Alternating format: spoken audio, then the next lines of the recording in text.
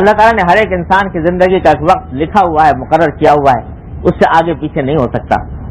تو جب وہ وقت آ جاتا ہے کسی کا تو اللہ تبارک و تعالیٰ اس کے پاس ملک الموت کو بھیجتے ہیں، ایسے فرشتے کو بھیجتے ہیں جو اس کی روح قبض کرنے کے لیے جاتا ہے کہ اب اس کو اللہ تبارک و تعالیٰ کے پاس واپس بھیجنا ہے.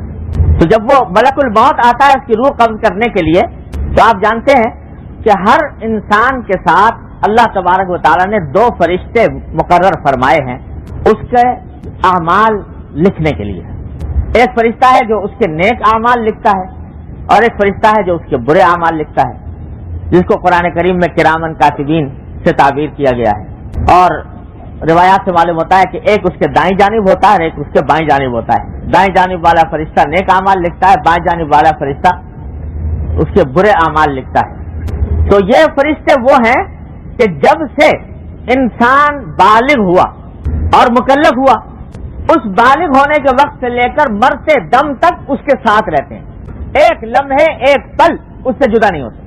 اور اس دنیا میں کوئی بھی صحبت اتنی طویل، اتنی مسلسل، اتنی متواتر نہیں جتنی صحبت ان فرشتوں کی ہے. کوئی باپ بیٹے کے ساتھ اتنا نہیں رہتا، کوئی شوہر بیوی کے ساتھ اتنا نہیں رہتا، کوئی دوست کے ساتھ اتنا نہیں رہتا، کوئی قریب عزیز دوسرے عزیز کے ساتھ اتنا نہیں رہتا. لیکن یہ فرشتے وہ ہیں کہ جو کسی لمحے انسان سے جدا نہیں ہوتے، ہر لمحے اس کے ساتھ ہیں. تو اتنی طویل صحبت اور اتنی طویل رفاقت ان فرشتوں نے اٹھائی ہوئی ہے. تو جب اس کے مرنے کا وقت آتا ہے تو وہ فرشتے کہتے ہیں کہ ان ھذا قد کان لنا اخا و صاحبا وقد حان اليوم منه فراق، کہ یہ شخص جس کی روح قبض کرنے کے لیے یہ ملک الموت اس وقت آیا ہے، یہ ہمارا بھائی تھا اور ہمارا ساتھی تھا، کہ اتنی طویل رفاقت ہمیں اس کے ساتھ رہی، اس کے اچھے برے اعمال ہم دیکھتے رہے، اس کے ساتھ رہے. وقد حان اليوم منه فراق، اور اب جدائی کا وقت آ گیا. جب سے بالغ ہوا تھا اس سے لے کر آج تک جدائی نہیں ہوئی تھی، اب جدائی کا وقت آ گیا. تو وہ کہیں گے ملک الموت سے کہ ہمیں ذرا اجازت دیجئے کہ ہم اپنے اس بھائی کے بارے میں اپنا تبصرہ بیان کریں کہ ہم نے اس کو کیسا پایا اور یہ آدمی کیسا تھا. تو ملک الموت کہے گا اچھا بتاؤ یہ کیسا تھا. تو وہ دونوں جو ہیں وہ اپنے اپنے طریقے پر اس کے حالات بیان کریں گے کہ یہ آدمی کیسا تھا. تو کہیں گے اس سے خطاب کر کے، یعنی مرنے والے سے خطاب کر کے کہیں گے کہ ہم تمہارے لیے دعا کرتے ہیں کہ اللہ تبارک و تعالیٰ تم کو جزائے خیر عطا فرمائے. یہ مومن کی بات ہو رہی ہے، یہ مومن کے روح قبض ہونے کی بات ہو رہی ہے. تو وہ کہیں گے کہ اللہ تعالیٰ سے ہم دعا کرتے ہیں کہ تمہیں ہماری طرف سے جزائے خیر عطا فرمائے اور تمہیں اپنی رضائے کاملہ سے نوازے، اور تمہارے جو گناہ ہیں اللہ تعالیٰ ان کی مغفرت فرمائے، اور اللہ تعالیٰ تم کو جنت میں داخل فرمائے.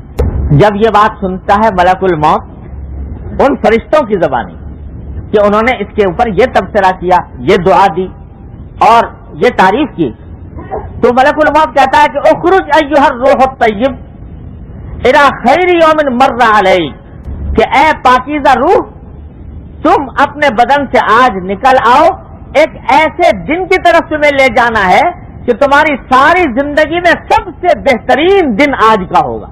الی خیر یوم مر علیک، پیدائش سے لے کر اب تک جتنی تم نے زندگی گزاری ہے اس ساری زندگی کے مقابلے میں سب سے زیادہ بہترین دن آج کا ہوگا جب تمہیں اس بدن کی قید سے آزاد کیا جائے گا.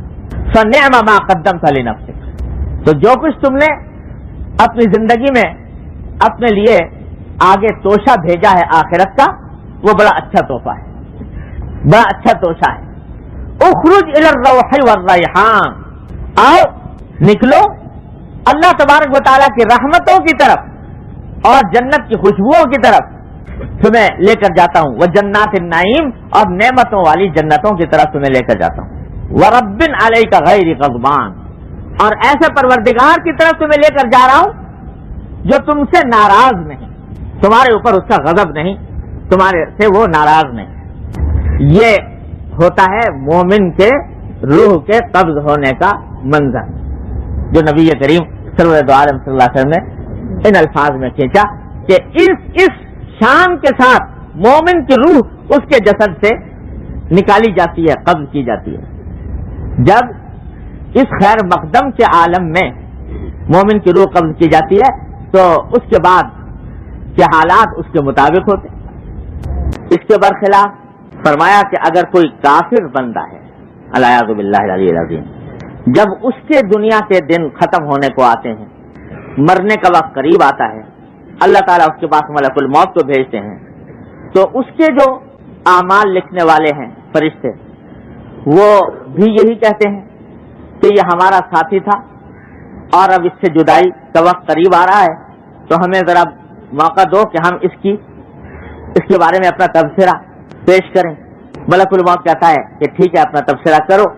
تو وہ ان الفاظ میں تبصرہ کرتے ہیں کہ لعنت اللہ وغضبہ علیہ، اللہ کی لعنت ہو اور اللہ کا غضب ہو اس بندے کو، ولا غفر لہ، اور ہم دعا کرتے ہیں کہ اللہ تعالیٰ اس کی کبھی مغفرت نہ کرے، اور دعا کرتے ہیں کہ ادخلہ النار، اس کو جہنم میں داخل کرے۔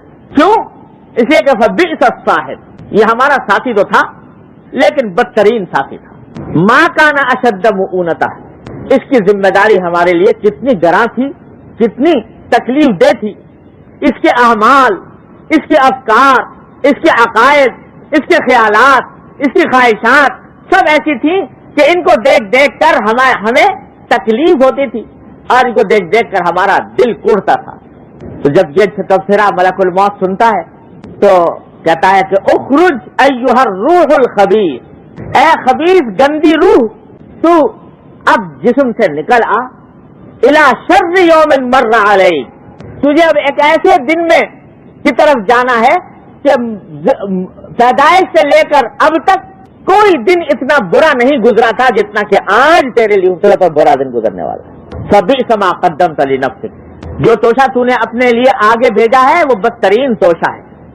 اخرج الی الحمیم وتصلیۃ الجحیم، اپنے جسم سے نکلو کھولتے ہوئے پانی کی طرف اور دہکتی ہوئی آگ کی طرف، ورب علیک غضبان، اور ایسے پروردگار کی طرف جو تجھ سے ناراض ہے، جس کا غضب تیرے اوپر ہو رہا ہے۔ اس حالت میں اس طرح اس کو نکالا جاتا ہے۔ تو العیاذ باللہ العلی العظیم، العیاذ باللہ العلی العظیم، جب پہلے ہی مرحلے پر یہ اعلان کر دیا گیا کہ لعنت اللہ علیک وغضبہ، تیرے اوپر اللہ کی لعنت ہے اور غضب ہے، اور اس حالت میں تو نکالا جا رہا ہے، تو آگے کے مراحل سارے اس کے مطابق ہوتے ہیں۔ العیاذ باللہ، اللہ تعالیٰ ہر مومن کو اس انجام سے محفوظ فرمائے۔